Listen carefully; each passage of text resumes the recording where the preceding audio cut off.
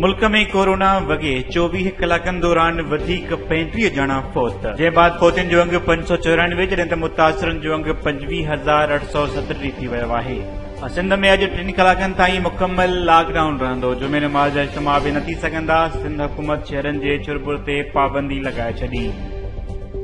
हुकूमत अॻिते छा करण थी वञे, इजलास में कहिड़ा फैसला थिया। अदालत सिंध हाई कोर्ट में रेलवे ऑपरेशन मुअतल करण खिलाफ़ दाख़िल कयल दरख़्वास्त ते ॿुधणी थी। दरख़्वास्त गुज़ार मौक़िफ़ अख़्तियार कयो ऐं खुराक खाते कणक जे चुरपुर ते पाबंदी न लॻाइण जी हिदायत जारी करे छॾी। खुराक खाते जे एहलकारनि पारां कराची तरफ़ कणक जी सप्लाई रोकण गैर क़ानूनी आहे। खुराक खाते पारां बदीन ऐं ठठे में निजी शोबनि ते कणक ख़रीदारी जी पाबंदी हटाई वई आहे। वधीक ख़बरुनि ऐं न्यूज़ अपडेट्स लाइ ॾिसंदा रहो फास्ट